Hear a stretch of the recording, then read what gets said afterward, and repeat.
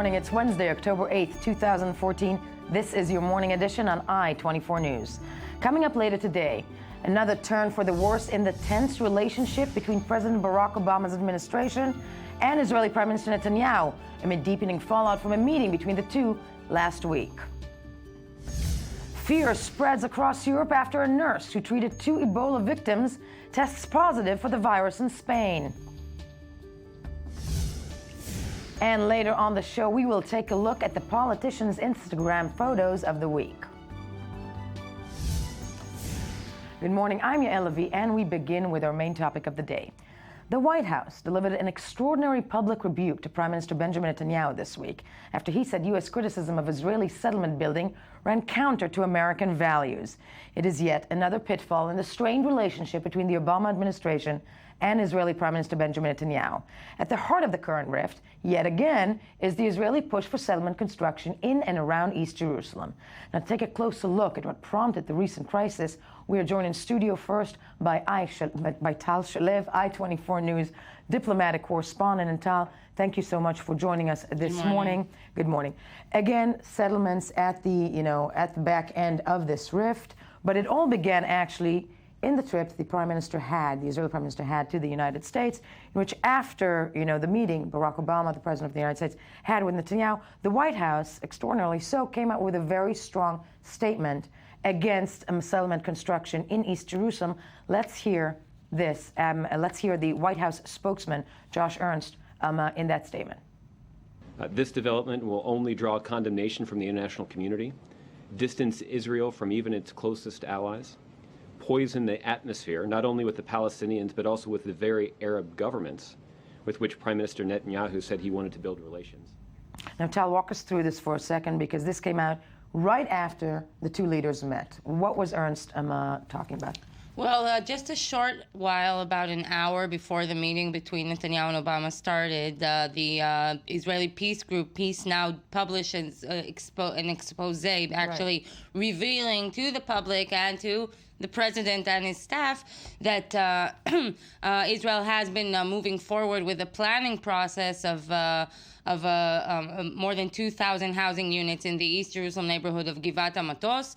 And this, of course, adds to a long tradition of Israel having these tenders published or being advanced exactly at the same time. At the time that when the Prime Minister of Israel is in the United States. High-level American. So definitely that was not the best atmosphere for the meeting. It actually didn't come up exactly, specifically in the meeting between Netanyahu and Obama.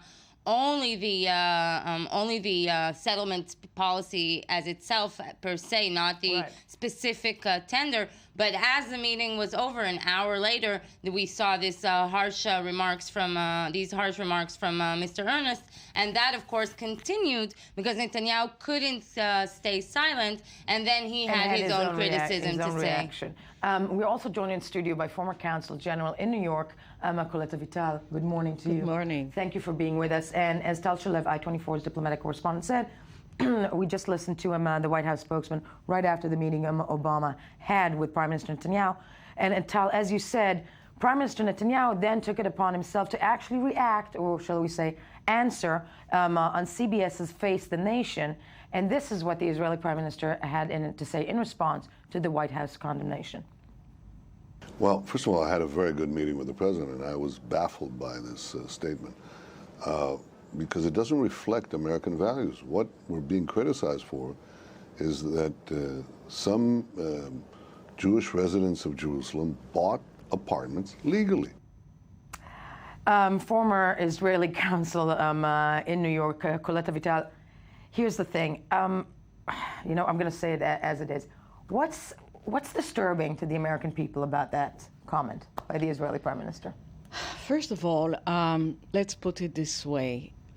Netanyahu knows that it has been American foreign policy for a long time. I mean, since the beginning of settlements, every single American administration has been against the settlements, whether Republican or Democratic. Second of all, his choice to confront the American president by speaking about American values. Now, obviously, the spokesman of the White House then speaks about the American values and calls him odd. And odd, you can take it whichever way you want, but odd can mean many things. Odd is strange. Odd can also mean something a bit deeper. So I think that it is disturbing also the fact that he tried to look so innocent. What do you mean? I mean, everybody can buy an apartment. We know exactly that this is not the case. We know exactly that you do not speak against an American president quoting or speaking about American values. And this is why the spokesman of the White House had to remind us that it is precisely the American values which helped us during Operation, Exactly. But especially you don't speak about American values after you've met with Mr. Sheldon Adelson and had a very public dinner with him, and you're a month before elections to the House. And the Congress, so that is definitely, this is not the time, and they have a long history, Netanyahu and Obama, regarding this Adelson relationship. Not only going behind the back of the president to Congress. I mean, there is a direct involvement. And this is really an involvement in interior American policies, a blatant way of saying, I don't support this president, I want another president. This has never happened. I mean, prime ministers have had their preferences. It was never done in such a blatant way and on the public sphere. And as you said, the White House spokesman Josh Earnest did call Prime Minister Netanyahu, his comments odd. Yes, and he also had the following to say. Let's hear the response from the White House. The fact is, when it comes to American values, it's American values that lend this country's unwavering support to Israel. It's American values that have led us to fight for and secure funding to strengthen Israel's security in tangible ways. It's American values that have led us to fund and build an Iron Dome system that have protected the lives of countless innocent Israeli citizens. Now, Tavshalev, if I dare, this is an angry man speaking. This is an angry man. This is the White House staff. They're upset. They're definitely upset. The White House staff is apparently even more fed up with Netanyahu than the president himself. From what we understand, the president might have given up. He just wanted this meeting with Netanyahu to be over. It was scheduled for an hour and 15 minutes. It did take a bit longer, but it was a very short meeting. He didn't invite him for an official lunch afterwards. But the White House staff are probably defending their boss. Right. They feel that their boss is being misused or mistreated in a very blunt and very clear way, and so that is the behind this. And they're also they're fed up, and the communication between the White House and Netanyahu's bureau is not good. There used to be a very good line of communication between the former Israeli National Security Advisor Yaakov Amidror to Dennis McDonnell, that Amidror has been replaced. And it's true, Yossi Cohen, the current National Security Advisor, is in some kind of a relationship with Susan Rice, but it's not as good as it used to be before he took term. So there is a bad line of communication. But if I might add, Netanyahu, they call him BB King, or they used to call him BB King. Well, in many ways, he's a drama queen, and at least this last trip to New York definitely exposed that, because everything was full of drama. But Obama and the White House themselves are quite drama queens too. I mean, an hour after the meeting, they go out and lash out at Netanyahu about the settlement announcement. Some information came in between. Of course, but but everything is very dramatic when we talk, and also this calling out of Josh Earnest was also very dramatic. It's not only Netanyahu, but I think very childish about all of this being played out in the media. Yeah, but exactly. But I think it is done on purpose, because both the action and the reaction are meant to public opinion.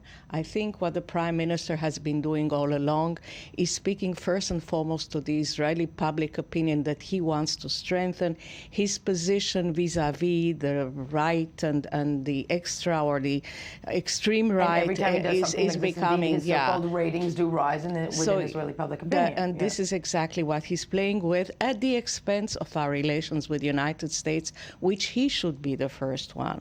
I mean, he really is a man that has lived in America, that has studied in America, that has worked in America, that has been an ambassador to the United Nations, and he should know that this is our biggest strategic asset, and you don't play around with it. I mean, he has been playing with fire at a point in time when we need America probably much more than at any time, when what is happening at the United Nations is still ahead of us, when we are being isolated in the world, when the BDS is working more and more, when there's anti-Semitism. What on earth are you doing, and why? And what is the point in stretching so much the relations with the United States? It is beyond my comprehension. How bad is, I mean, you have worked in the, in the foreign service, so to speak, for Israel. How bad is the relationship? Is it the worst this has ever been? It is no, is no, there a it danger? is What not. I'm trying to ask is, because at a certain point, if all this is played out in the media, but it seems like, is there a danger that at a certain point the United States will say, okay, Israel is no longer a viable investment for us in the Middle East? I don't know. The time may come. I don't know that this is the time right now, and I don't think that this is the American purpose. And I think they are facing a dilemma. They're facing a dilemma what to do now at the United Nations vis-a-vis the Palestinians. And there is some kind of a strange thing here, because on the one hand, the relations are tense between the two men and the two administrations. On the other hand, please let us not forget that this administration has been the most helpful one, has supported Israel in every single way, whether politically or strategically or by sending armament, more than any, and more than any administration in the past. So there is here some kind of a contradiction. And I think that what the American foreign policy, or certainly the national security, is trying to do is how to balance that. I think you will see probably in the next months a growing disengagement of America with Israel. That is how I see it. And Tal Shalev, really quickly to you, when it comes to the Israeli administration, are there voices within or close to Netanyahu that understand that the relationship is that strained? I mean, is there anybody trying to stop this spiral? Well, there are definitely voices in the Israeli cabinet, in the Israeli political system, that are trying to keep the relationship better, and and the administration is also involving them. Yair Lapid, Tzipi Livni are very welcome in the White House and in the the State Department. Avigdor Lieberman has quite a good relationship with his American counterpart, and also but there's something interesting about Netanyahu's very close surrounding. Netanyahu has some of his advisors are Israeli-born, tzabarim, as we say, but some of them are American-born. Two of them. One is Ron Dermer in the United States, and the other one is the current Chief of Staff, Ari Haro. And Gold, who is outside. They're all American. They're all American-born. Sure. And they're considered inside the Bureau. They're considered the anti-Americans inside the Bureau. So he has a lot of Republican, conservative, neocon influence around him. But and the oddest thing, I think, about his behavior is logical. We're a month and a half before another deadline of the P5+1. That was the main goal of Netanyahu's going to the United States, trying to urge Obama, to urge the U.S. not to be too eager to reach a deal and try to keep the U.S. on Israel's side in what Netanyahu defines as the biggest strategic threat on Israel. And when Netanyahu gets back from this visit, and we are in a different low, this was a visit that was supposed to calm down the tensions. We had a very hard summer following Protective Edge. This is a visit that was supposed to calm down the tensions. It didn't happen. And I think in the end, what Netanyahu is actually just waiting for the next 2 years to be over and to get another president. You can already see him mending ties, maybe getting closer to Hillary Clinton. So he's definitely looking to the next administration. I think this one is already giving it up. Fascinating. Yeah, well, I don't know. There is a pattern of behavior in Netanyahu that has baffled me. He's always shooting himself in his own foot. I mean, it's also psychologists should look into that. I really don't know why he's doing it. Now, I was about to ask you, but I did expect this answer. What is the agenda behind that type of behavior when it comes to the public arena with the United States? And yes, it baffles all of us. Coletta Vital, thank you so much for being with us this morning. Tal Shalev, same to you.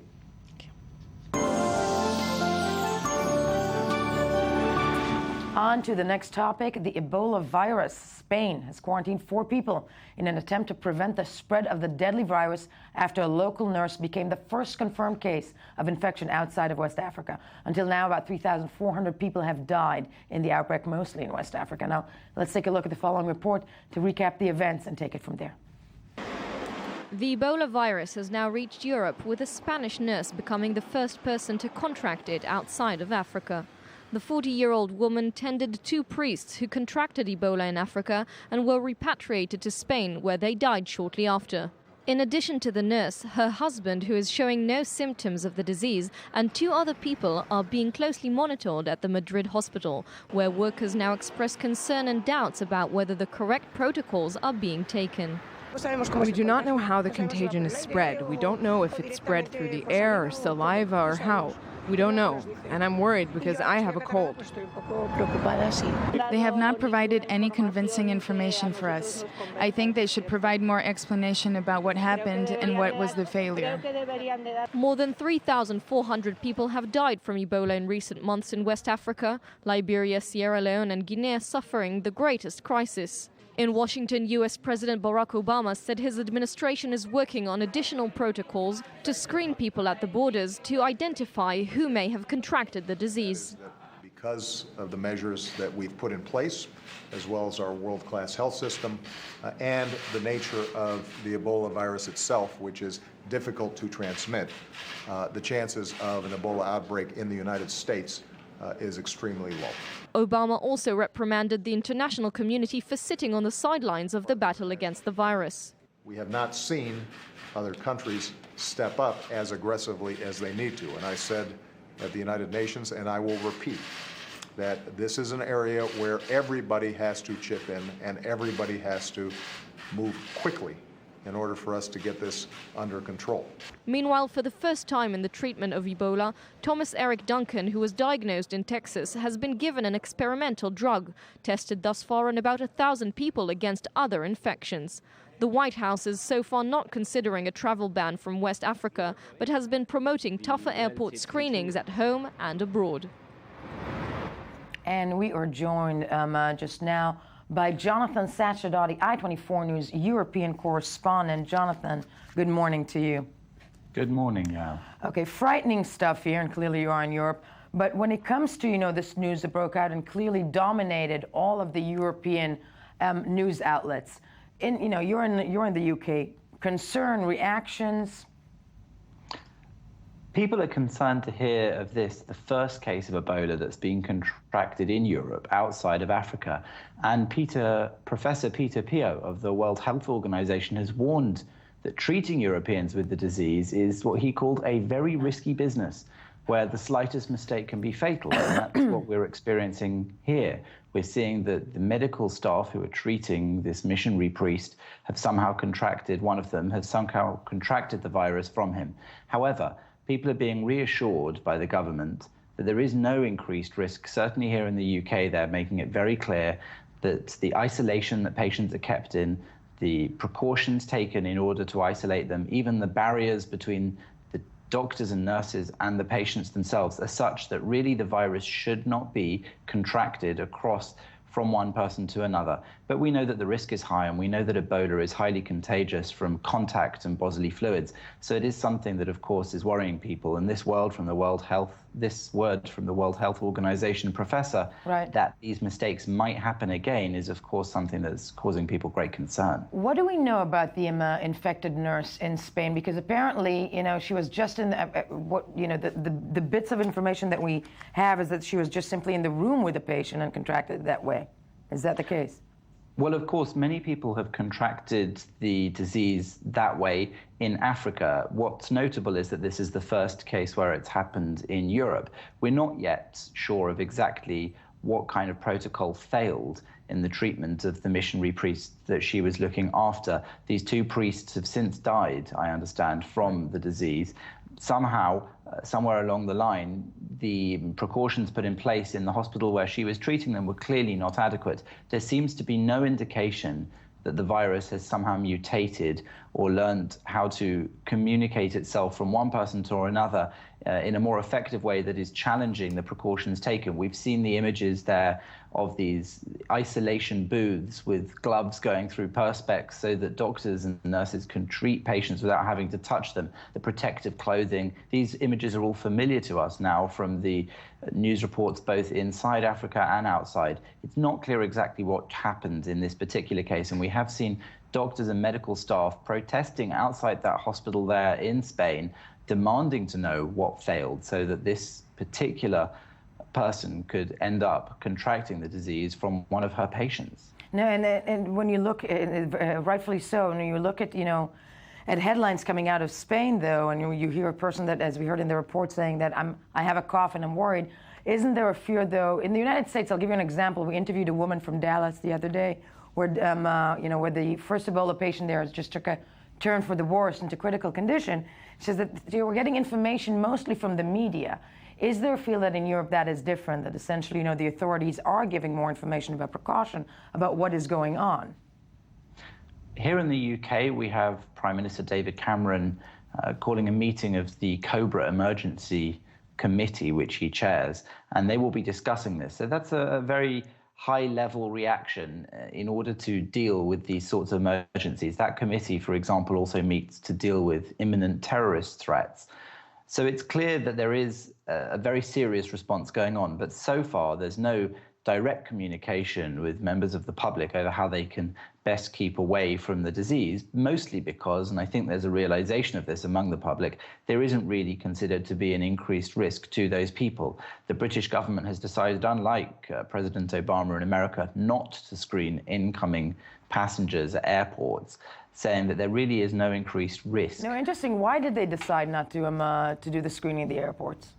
Well, the cost, of course, of such a thing would be enormous, and I think that their calculation has been that there's no actual value in doing that when they feel that many millions, or thousands at least, of perfectly healthy, low-risk, if not no-risk passengers would be screened at these airports completely needlessly, causing some sort of gridlock in the airport system, which at times struggles to cope with the amount of traffic that it gets. So I think that these sorts of measures have not actually worried the public here, but actually reassured them that there isn't really a high-level risk to them directly, unless, of course, they're in contact with the Ebola patients who are being repatriated from Africa. We had William Pooley, the nurse who came back from Sierra Leone, who actually was cured of Ebola and is now healthy again here in the UK. So far, that's the one case here, but we need to see what will happen with this Spanish case, and we need to hope for her that she will also be cured. But so far, it seems to be the medical staff who are actually in direct contact with Ebola patients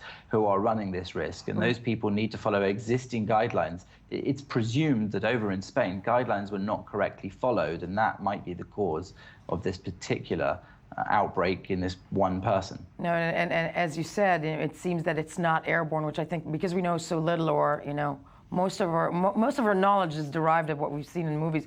Jonathan, stay with us. Of course, we have Anthony Grant with me with the headlines that are also dominating the news about the Ebola virus. What crisis, I guess you could say it on some level. It is. Well, actually, it's quite interesting. Le Figaro, a major French paper, was reporting yesterday that there was for lack of a better word, an Ebola scare at an elementary school outside of Paris. A little bit off the radar because apparently no Ebola was detected, but the situation there where they used the word psychosis in the headline, what happened here is that there were kids coming back from Guinea, which is one of the hotbed areas of Ebola. Apparently, 3 brothers and sisters that were basically said to have been possibly in touch with Ebola-infected people. The parents of this school were pulling their kids out very vocally out of a scare, even though they ran temperature checks. They were maybe not screened at the airport, but they heard Guinea, Ebola, and boom, panic. So again, and is it conceivable that they were in close proximity with some Ebola patient? Who knows? Who knows? But and it raises the question, Jonathan. Quickly to you in that respect, is as Anthony said, psychosis. all these headlines, because yesterday, if any news outlet you opened, online, mostly Europeans were just talking about Ebola's in Europe, Ebola's in Europe. It sounds like there's more mass hysteria in the news than there actually should be on the ground. I think that's right, and I think that really the responsibility of governments across Europe is to try to keep a lid on that, and that seems to be so far relatively effective. We have these instances where people are obviously and understandably afraid, and you heard in the report there that just having a cold can make people worry because the symptoms may be similar, they feel. But what we're seeing really is actions from governments like the one here in Britain, which show that they believe that the Ebola crisis is not a domestic one, it's not a European problem. British Airways has suspended flights between Britain and Liberia and Sierra Leone, which is, again, another responsible act in order to stop the virus coming into European mainland in a way that could put the public at risk. More than 100 British Army medics will be sent to Sierra Leone to fight Ebola, and they'll be treating the medics who have contracted the virus there in order to help, again, stop them returning to the countries that they might be coming from, right, or even those medics from Africa, in order to make sure that those treating the non-medical victims, the non-medically trained victims,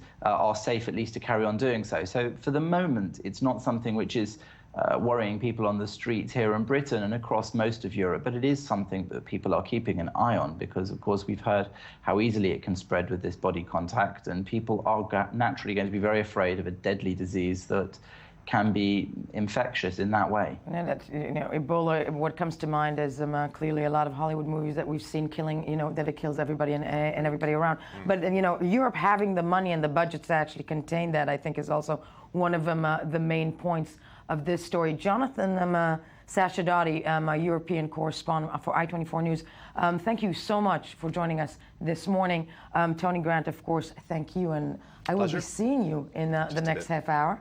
When we get back, 41 years after the October War, Egypt is marking its victory over Israel around the country. We'll take a deeper look into that. First, though, let's hear some more of this morning headlines.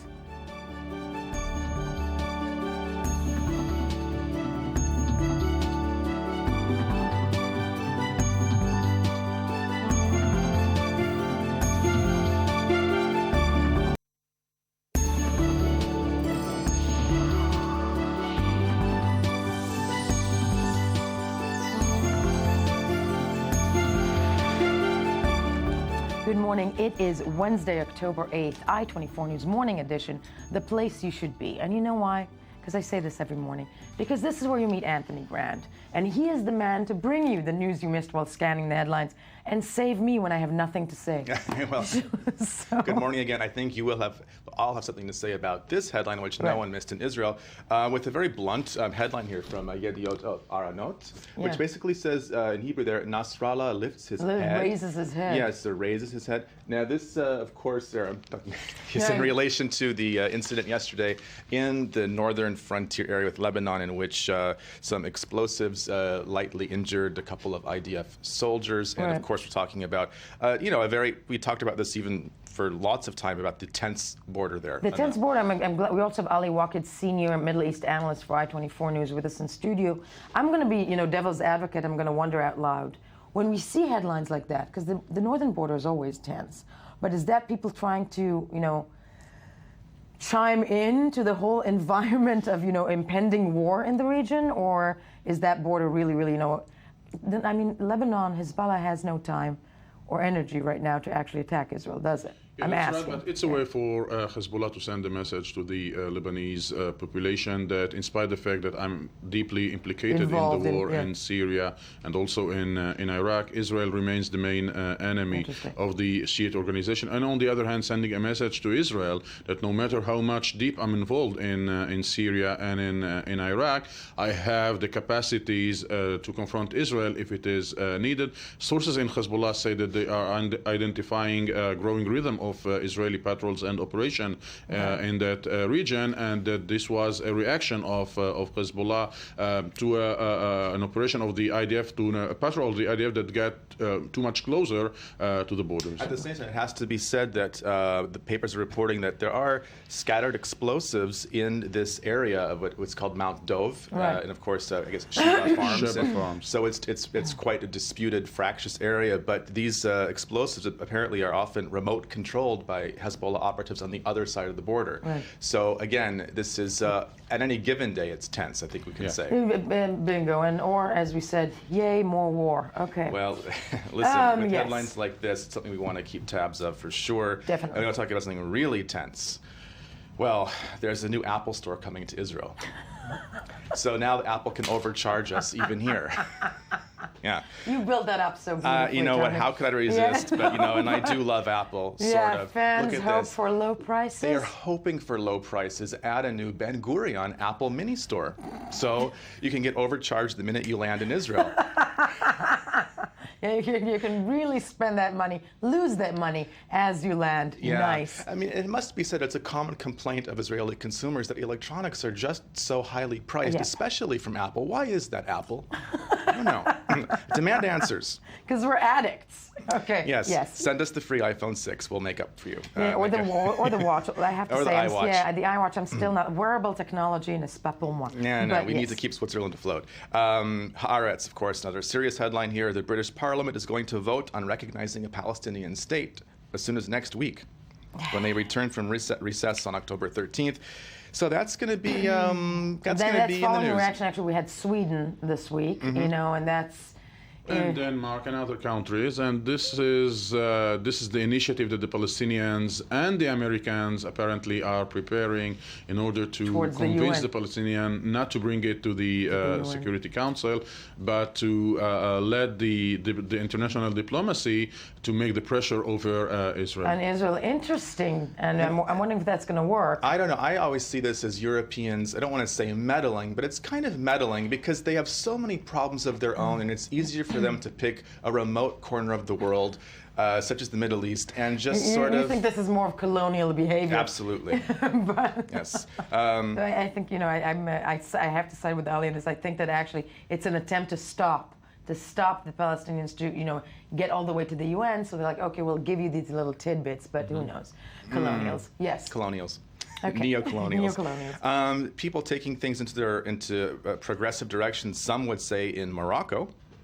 A lot of papers are reporting on the fact that Morocco is perhaps going to legislate to legalize marijuana or cannabis growing, which would be kind of a big deal in a conservative, Islamic country. Places in the United States, it's still illegal, and Morocco will have weed legal. Well, apparently there's 80,000 families in the northern Rif Mountains, and they make their living from growing. Rif is a good name for it. Yes. Oh yeah, the Reefer range. Exactly. Yes.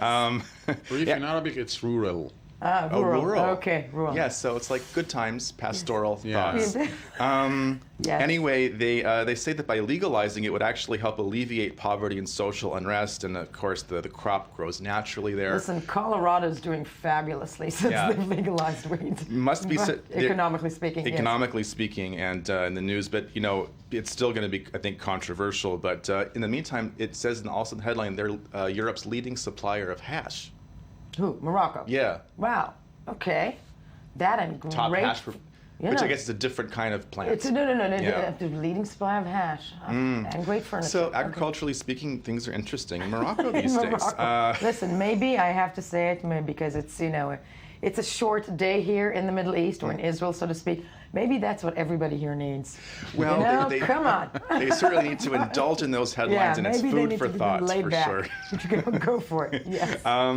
Someone is pulling no punches with China, and that's the FBI director of the American FBI, James Comey, who has said that the Chinese are acting like drunk burglars when it comes to hacking American intellectual property. Now, let's just see where this headline is. It's in the South China Morning Post, which is sort of the most free English language newspaper in Hong Kong. Right. So anything that makes China look a little bit, they're Right going to now, love. Yeah, they're going to put it up there. Yeah. Drunk Drunk burglar. And it's costing the American economy billions of dollars. Yeah, I mean, he might be right, but that lingo is great diplomacy. Yeah. Yes. Well, you can always expect the best from the Obama administration. Anyway, Aunt Jemima's in the news. Really? Yeah, for those who like breakfast. I know that, but that's the Americans, but in both you and me. Aunt Jemima, Ali, I'm sorry, that's like I grew up in Aunt Jemima. Yeah, well, Maple. she's a fake. No. Yeah, no, then that's not. Yeah, sorry. Yeah, the whole pancake flap here, pardon my pun here, but it's in the headline, is that the descendants of the alleged original Aunt Jemima want some payback from Quaker Oats, saying that they deserve some of those profits which didn't fall to the original Aunt Jemima. Quaker Oats is saying she was like a composite of Aunt Jemimas? Of Aunt Jemima type individuals, yeah. And that they are not able to identify any kind of contract between any sort of Aunt Jemima figure and a real that person. Argument, I would come back and say that's the most racist argument I've ever heard. No, that's awful. That's what they're basically contending. The original Aunt Jemima apparently was born in slavery, right? But she was a great cook, yeah. And she apparently was one of the people that invented the American flapjack recipe that made the dough rise fast, yeah. and that maple kicks. Come on. Absolutely. So okay. we'll see what happens there on the fake. Yeah, I should have opened the show with this. And restaurants. USA Today reports that 90% of women in restaurant jobs in the U.S. are sexually harassed. 90%. 90%. 90%. Yeah, I mean, it could just mean well, I don't want to say it like that, but it could be a sort of a low level. Not a huge, no, but again, but you know what? This answers my question of is America ready for a female president? Sadly, it is. I don't know if they vote for her. Wow. Yeah, well, I think it is, but I think what at issue here is the very low minimum wage here. So they're dependent on tips, and apparently the study says that when you're so dependent on tips for your income, it influences, has an impact on harassment issues and maybe encourages them on some unwitting way.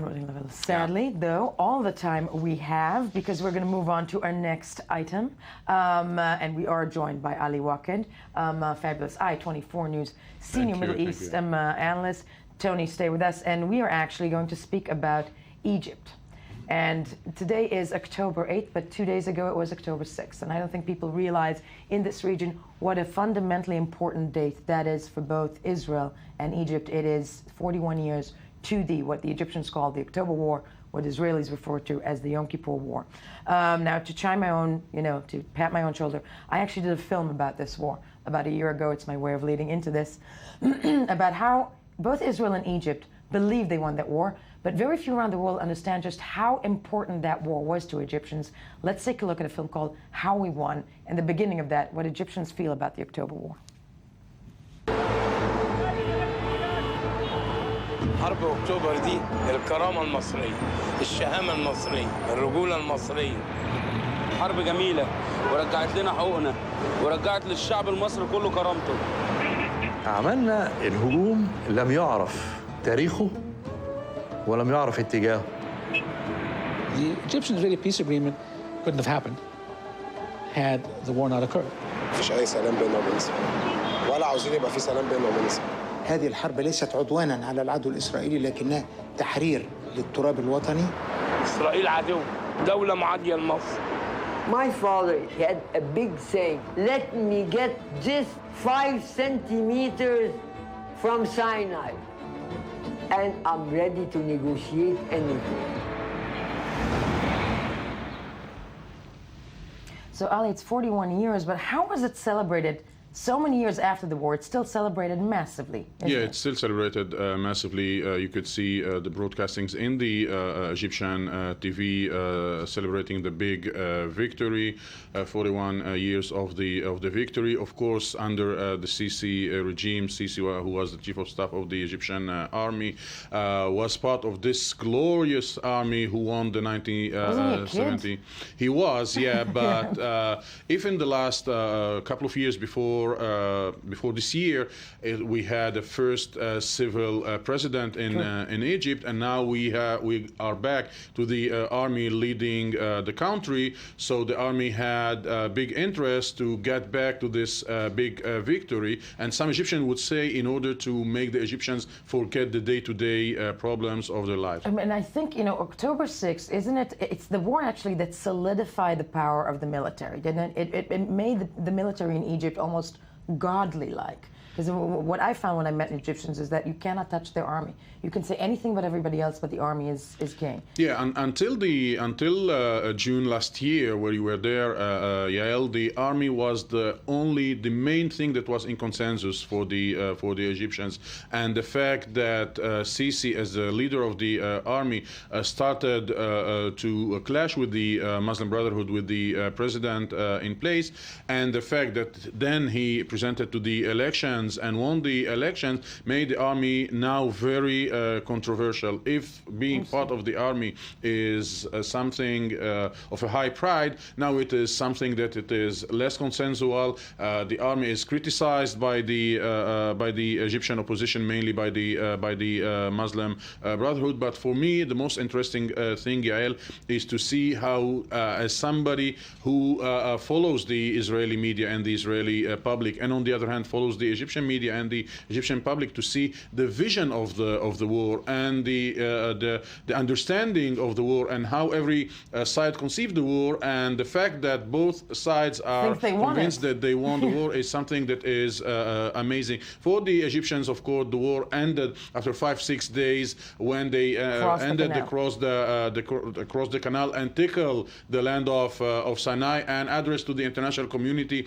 we are ready to negotiate. Here the history of this specific war ends for the Egyptians. Any kind of the narrative of then Ariel Sharon being then one of the IDF commandos crossing back the canal, that's not in the narrative, isn't it? Yeah, that's right. And the fact that the Egyptian, when they mentioned that the Third Army was encircled by the IDF, etc., they say that the Israelis were breaking with the ceasefire that the Americans and the Egyptians were discussing, and that if the Egyptian army was ready to confront this breaking of the ceasefire by the Israelis, the results would also be different. Nobody, of course, in Egypt mentioned the fact that the IDF was 100 kilometers far from Cairo. And all this second part of the army is totally ignored in this country, where, as you mentioned in your film, like we have cities that have the name of the War of October,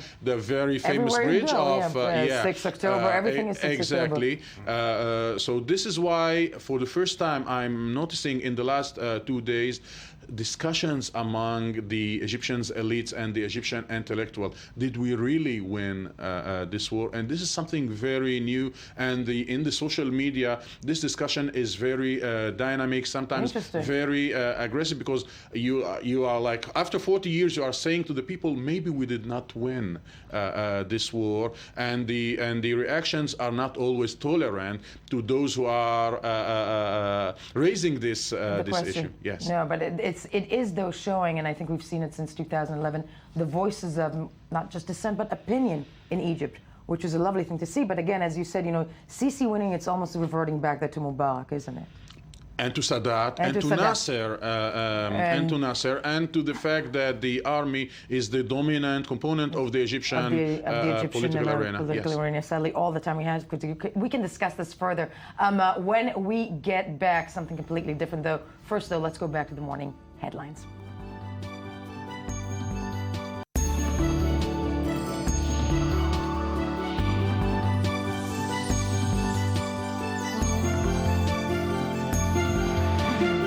Welcome back. It is still Wednesday, October 8th, 2014. This is still the morning edition on I-24, where you should be. And I am still Yael Levi. Last I checked. Thank you for staying with us, and on to our next topic.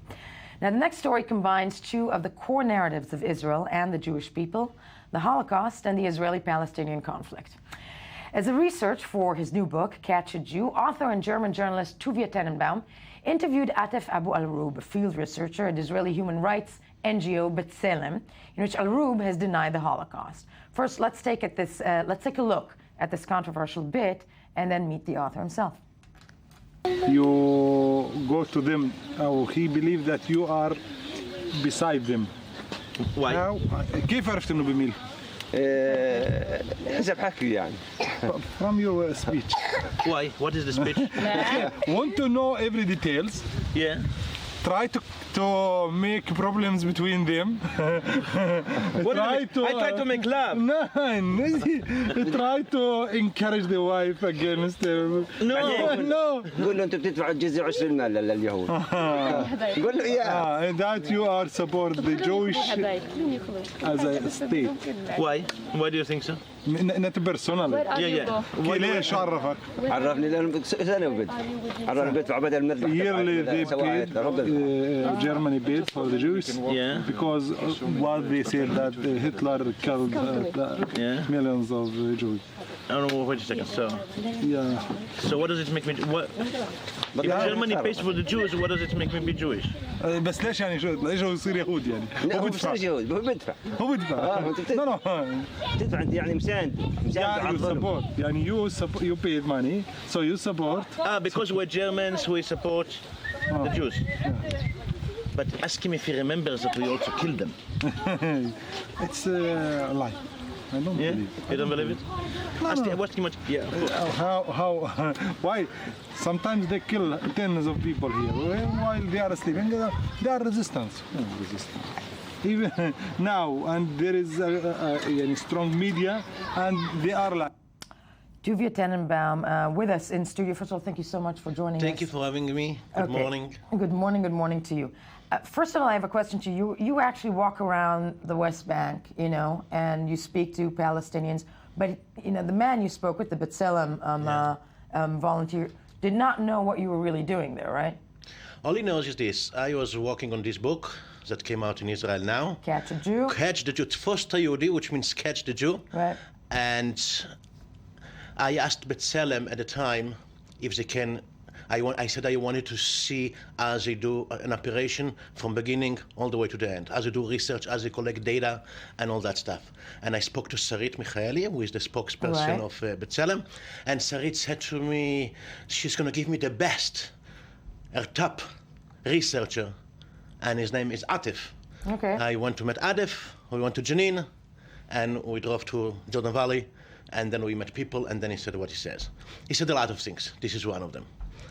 For example, if we want to... What did you say, though, to Sarit Michaeli and B'Tselem people when you said that you wanted to join from the beginning, that you're doing this, what for? Did you explain I explained everything. I said I am writing for the German media. I am writing for a paper called Die Zeit. I am writing, and the purpose of this one is I'm writing a book for the publishing company in Germany called Surkamp. It's one of the best in Germany. No. And I'm writing about the issues here, and I would like to meet, I would like to see. Everybody knows B'Tselem, I would like to see. But when you set up to start writing the book, the premise was actually that the Palestinian people are anti-Semitic. That was your premise to begin with. Never, ever. This is one of the lies that you have all over. Never, ever. Actually, when I came here... It's not the lies. I mean, I'm asking you No, I did not. Yeah. I did not come here because I've seen it, somewhere. I did not come here with any agenda, political. I didn't even know where I'm going. My commission was, the basic idea was go to Israel because I did already a book a year before that. Called? I sleep in Hitler's room. אני יושן בחדרו של היטלר. I don't have it here. Yeah. And it was the same thing. It's about you go to Germany for 6 months, talk to people, and then come up with what it is. What I found out... The premise of that book was also about anti-Semitism. It came out to be anti-Semitism, but this was not the idea before. Mm-hmm. When I started taking the subject, you have to understand, first of all, the two books were not my ideas. It's not like I had a bone to grind. I had a reason. I was chasing something. I tried to find something out. No. In both cases, there were German companies, publishers, who asked me to do it because they read my articles in the Zeit. I mean, there's something, the German, editors asked you to write the book. There's so many things I can say about that. But here's my question to you. You though, and I'm just wondering. Yeah. You claim actually, your claim is that the Palestinian people are what? Anti-Semitic? this is not what I claim. This is not what the book is about. The book is about what happens here. One of the things that happens here, what the book is exposing, is things I did not know when I started it. What the book is exposing is that there are thousands upon thousands and millions upon millions of euros invested by Europeans. I thought when I came here there are two people here, the Arabs and the Jews, and this is the conflict between them. During my travels here, and you have to understand, 7 days a week, 14 hours a day. No, I understand, no stop. But what I found, everywhere I go, I see, especially in the Palestinian areas, you know, I see European NGOs, operating NGOs, or Israeli NGOs financed by Europeans and some Americans, but mostly Europeans, some of it by European governments for the most part. The NGO though of B'Tselem that you interviewed, B'Tselem had a response, and I'm going to read it out to you. We wish to state plainly that a B'Tselem employee, because you claim that he's a Holocaust denier, which, in a second we'll get to that. The B'Tselem employee did in fact make a statement of his own volition, and we wholeheartedly abhor and reject the sentiments he expressed. But then, B'Tselem takes great pains to maintain credibility and accuracy in its work and its publications. Consequently, we pledge to complete the process of investigating this matter as soon as possible. I mean, what is your claim then about B'Tselem? That one guy, one of their researchers, which by the way, the Holocaust denier, I feel, again, I can say this, I come from a family of Holocaust victims, I'm a German Jew, most of my family perished in the Holocaust. That guy really is not going to take away anything of my existence, I have to say, and I don't think it projects on the organization itself. No, this is where you are wrong. I don't care what Atif thinks. Most Palestinians think that there was no Holocaust. I don't care what Atif thinks. Atif is entitled to his opinion, and I don't care what Atif thinks. And many Israelis don't think that there was ever a Palestine. There should be a Palestine. Let's not mix the issues here. I don't care what Atif thinks, and he's entitled to his opinion. He's a nice guy. What I care about is that he's a tahkiran. He's a researcher for B'Tselem. He's the guy who's supposed to come out. A researcher for B'Tselem is somebody who walks around. Just a second. Walks around the camera. All what B'Tselem is. What is B'Tselem? They have 11 researchers. The whole big issue of B'Tselem is they have 11 researchers, all of them Palestinians, okay? All the names that you have around because here, that is at the core of what B'Tselem does. This is what they think. Now, if you have a researcher who thinks that there was no Holocaust, this is what his own research came up with. How can you rely on other research that he says? When the first time the clip came out on Channel 2 of Israel, B'Tselem claimed that Channel 2 edited the video. They claim that I am lying, they claim that B'Tselem is lying. When the first time, the full video, I have to read the response. They're stating plainly that the B'Tselem employee did in fact make the statement of his own volition. Let me get there. When Lilach, the Facebook, by Roman Lilach, put the old videos that you see here, the first response of B'Tselem was, this proves. But you know what we're doing right now? We're doing the same thing that, maybe I think people that have an axe to grind in this conflict, let me finish, are doing.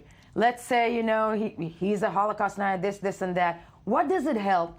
Seriously, what does it help, in the agenda of trying to progress the peace process? Because this is now a battle between you and an NGO. I don't think he necessarily represents all of the Palestinian people. This is not a battle between me and an NGO. These are the facts. They know. They denied it, denied. And after Haaretz said, this is what he said, they came out. So what do you think it means? What do you think it means? No, what it means is that they employ people who hate the Jews.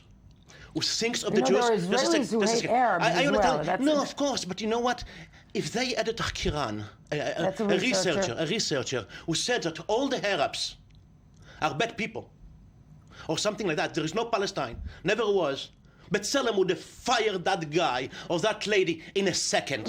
It shows you of a mindset of B'Tselem. You have a mindset, and this is what I find, not just B'Tselem. I find it Shalom Achshav, Peace Now. I find it in many other left-wing organizations here. But that's because they oppose your opinions. They are so much with self-haters. No, but to call people whose opinions differ from you that they're self-hating Jews, I think is somewhat doing the same thing as denying their opinion or denying everybody is entitled to their opinions. I'm not saying they are not entitled to their opinions. They are entitled to their opinions. They are self-hating Jews. If they have the facts, Look, if you employ these people and you call them researcher, you have a problem with this. And again, I have no problem with Atif. I have no problem with Itamar, who goes around, paid by the EU, goes around to Yad Vashem. I'm going to stop you and because tells only the that because we have a completely different segment coming up. And again, you know, I'm glad you joined me because I respect your opinion. Thank you very much. I respect, even though you and I might respect think, yours. yeah, even though I might be a respect yours. self-hating Jew. That's it. Thank you very much. No, but you're a nice person. Thank you. Okay, we'll go moving on. Okay.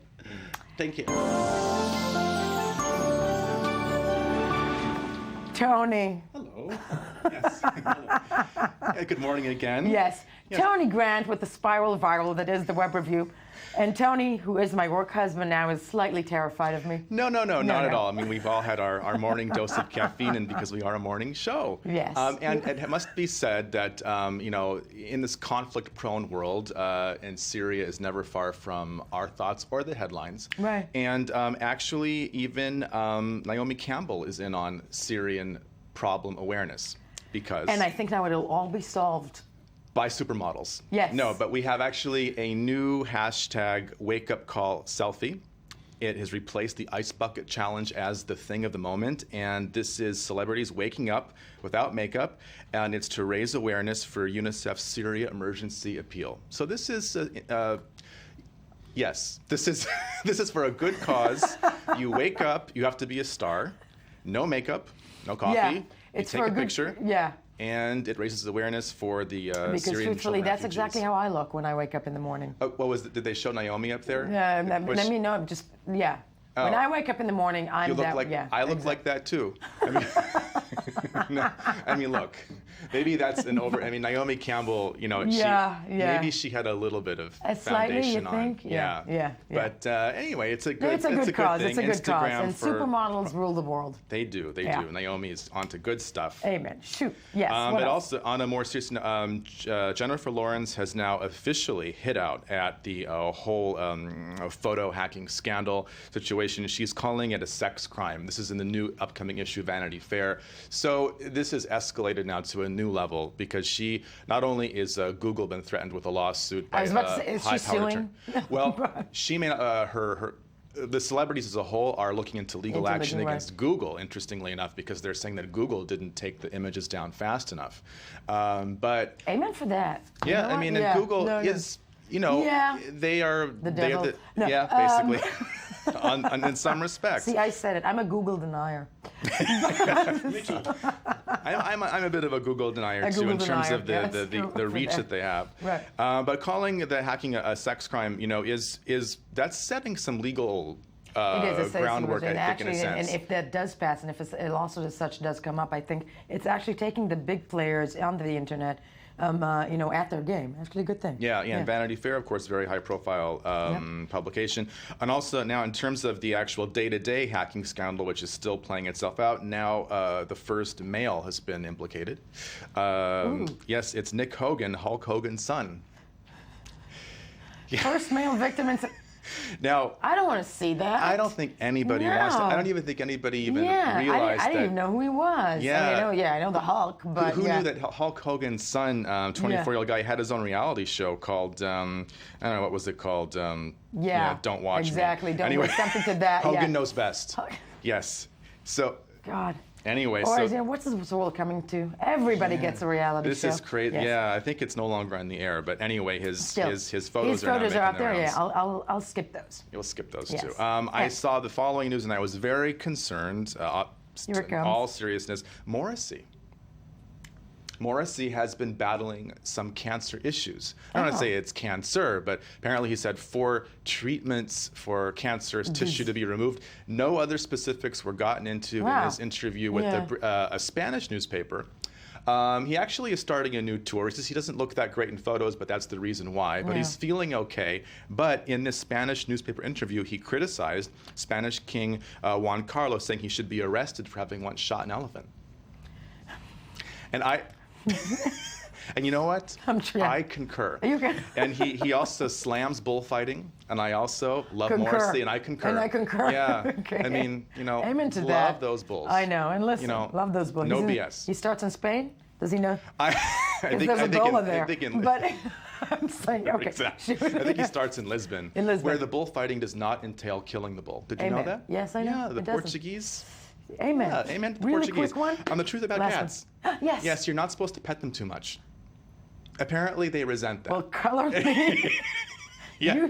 You just completely demolished the last 30 years of my life. In times of stress, the cat sometimes wants distance. So we need to keep that in mind. The Cat Protection Society of England says. I'm going to go home and hit mine. Tony Grant, thank you so much for being with us. Sure. When we get back, something lighter. Thank you. And the news headlines first.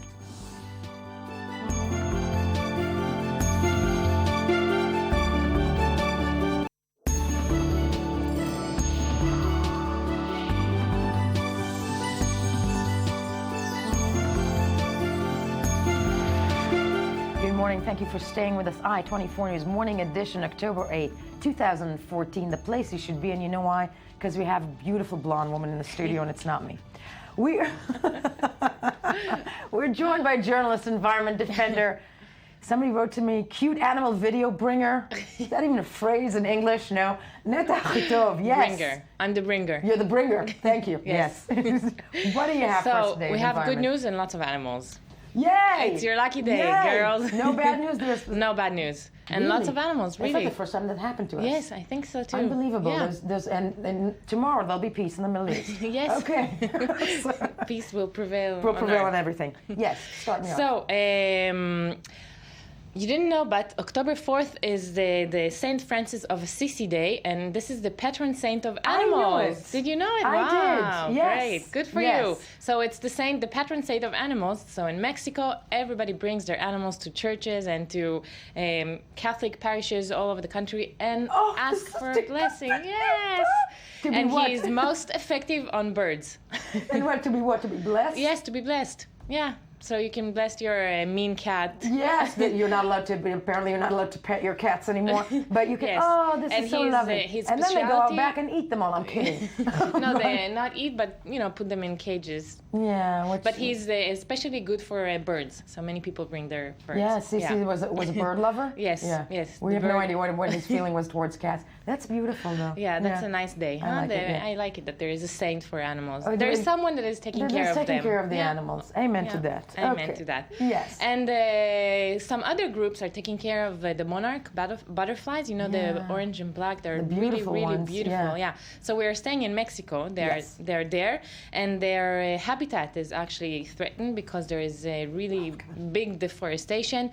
2013 was the year that there was the least number of monarch butterflies in Mexico, but between 2013 and 2014, their numbers has been rising in 52% because of preservation efforts. Yes. Meaning, guys, if we try, it works. Yes. They're really, really amazing, these butterflies. They fly 2,000 miles journey from USA from Canada via USA to Mexico. Unbelievable. Sorry. Yeah. Clearly, they do not live just one day. And Mexico is just really, really made a big effort to save them, and now they're calling Canada and USA to do the same and join forces to save this beautiful butterfly. And they're also featured in a very, very bad American series called The Dome, I think. Yes. Knows, right? Yeah. Thank you. You know what I'm talking about. Yeah. Okay. They're there. They're there. It's this beautiful. It's the beautiful butterfly. Yes. Yes. And this is a really interesting story. We're still in Latin America. Ecuador, the government apologized to a tribe, to an not aborigine, indigenous community. Yes. Called Sarayaku. They apologized for letting a commercial company, drill, for oil, to do oil drilling on their property because it's there and it belongs to them. And to their ancestors, without asking their permission and without paying them. But other than the apology, has the drilling been going on? No, it stopped. I was about to say, because this has to have a happy ending. Yes. Okay. And it's a really special story because the drilling started in 1996. It's a different government. Completely, yeah. And then in 2003, the tribe went to court. It's called the Inter-American Human Rights Court to say, hey, this is our property. Nobody asked us. Nobody pays us for giving our land. And the court decided 2 years ago that they are right and that they should be paid 1.3 million. They're not going to be indigenous much longer. Yes, dollar, and that they should get an apology. And the government said they said even though it's not us, we do apologize, and the tribe accepted the apology. I mean, the only fear of getting, $1.3 million is that now they're going to start drilling for oil. Yes. But, yeah. But it's a nice story, It's a great story. They're happy ends sometimes. It's a beautiful story. My God, I'm loving this. Yes, we'll move ahead. And we are still in Latin America, this time Brazil. They have this also really, really creative solution for the dengue fever. Which is, the tropical is that's disease. Mosquito carrier? Yes, exactly. Yes, exactly. 7 million cases have been recorded since 2000. Wow. It's the most affected country in the world. 800 people died in the past 5 years because of that. So now, what are they doing? They take immunized mosquitoes, female and male, and they just release them, and then they reciprocate with dengue fevered mosquitoes, and then there is no disease anymore. I'm totally baffled, but how do you immunize a mosquito? In the lab.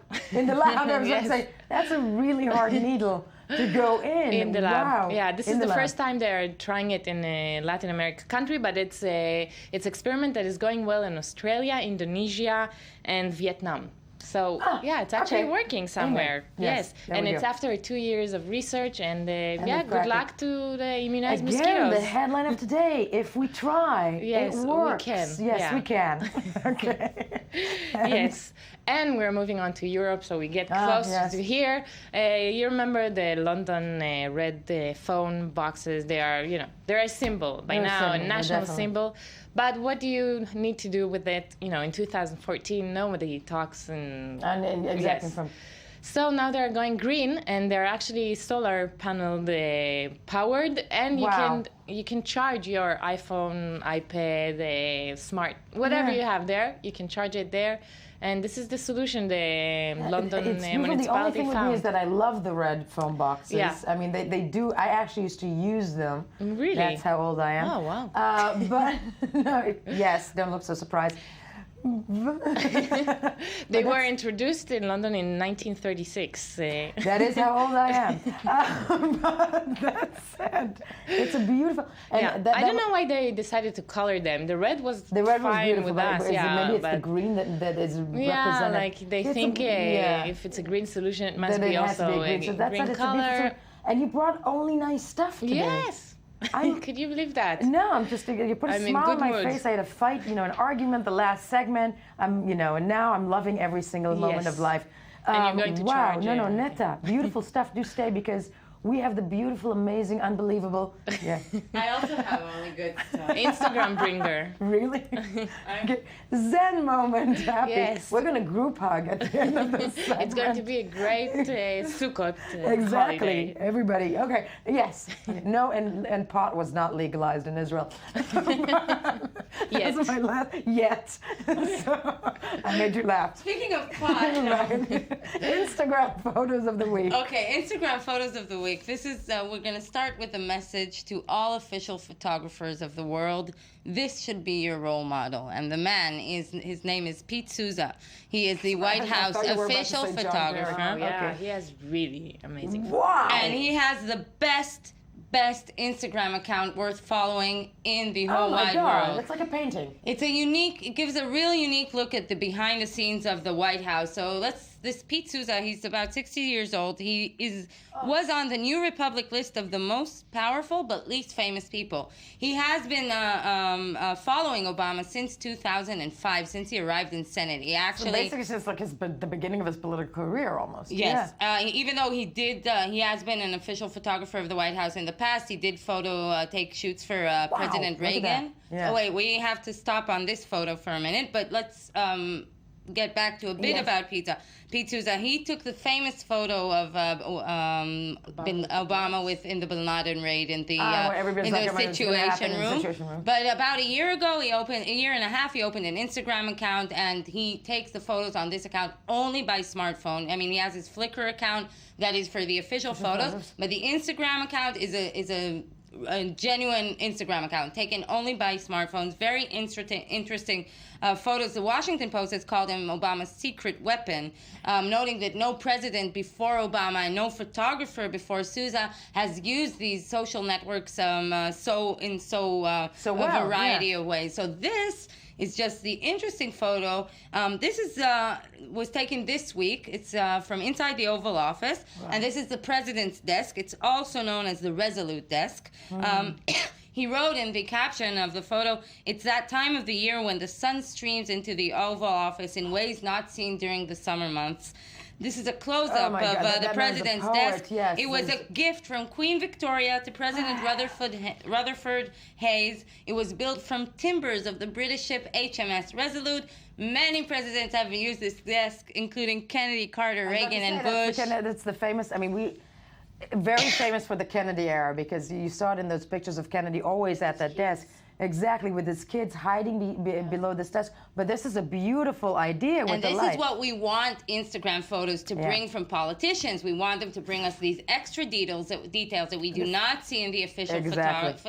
And it also proves, and I love that he's doing it on smartphone and on Instagram, because I think, a lot of professional photographers will say that everybody thinks they're a photographer on Instagram, and this proves that we all are not. That you actually, if you have the professional eye, this is what comes out.